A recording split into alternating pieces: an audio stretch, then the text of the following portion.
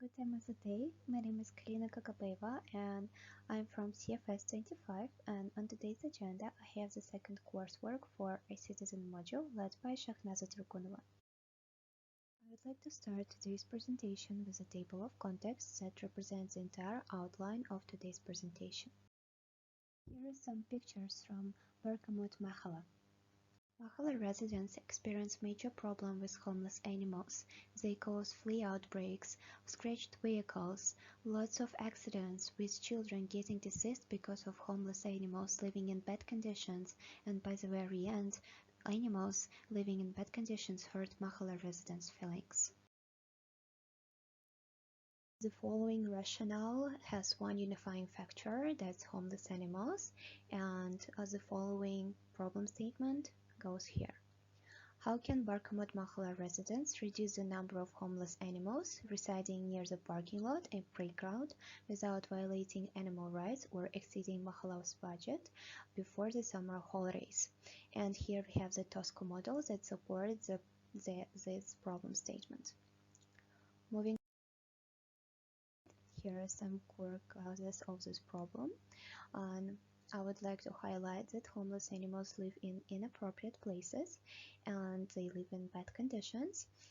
Residents lack responsibility, and Mahala committee and house committee can undertake harmful measures to reduce the number of animals because the rest require great effort and finance.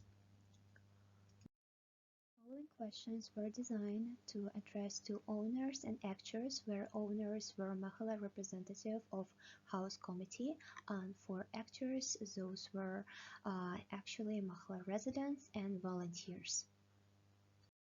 Based on the interview, the following insights were received. Those were categorized, and the first category is feelings. As we can see, actually owners and actors experience both controversial feelings, and even though they are affectionate towards animals, they still feel fear and worry and disgust. Another category is health problems that actors faced. The next one is harm and taboos, and even though residents experience major problems with homeless animals, everybody unanimously agreed that no harm should be implemented on homeless animals, and the total number of animals shouldn't be reduced.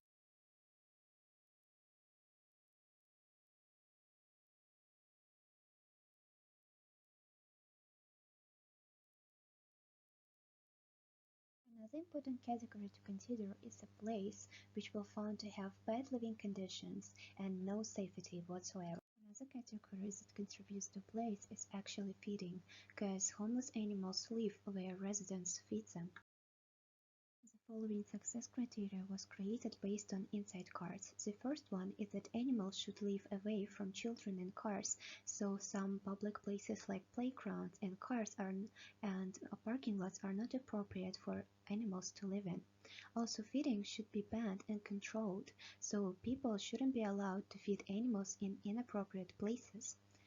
The other one would be good living conditions. So in order to decrease diseases in animals and prevent them from spreading them on people, it would be better to ensure good living conditions for them. And for this, I created some possible solutions with the help of Scamper.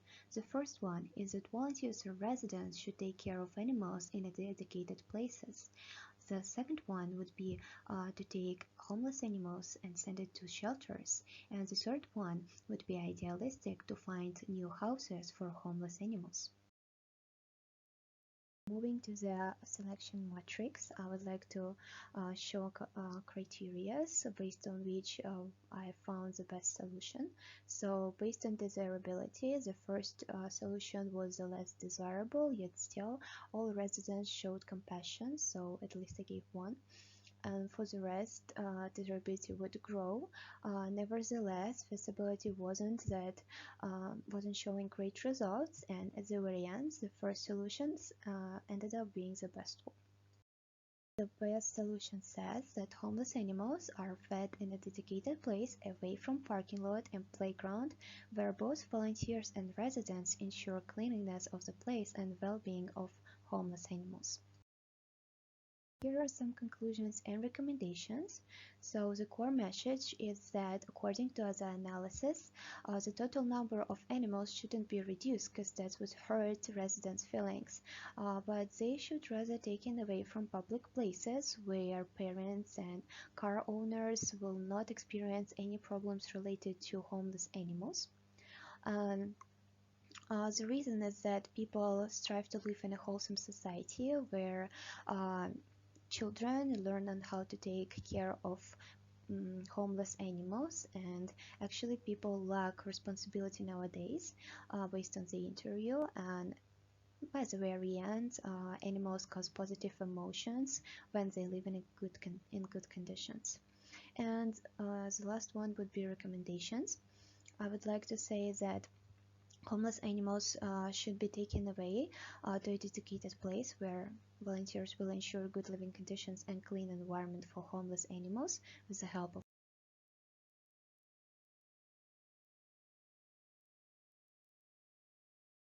Here are some consent forms.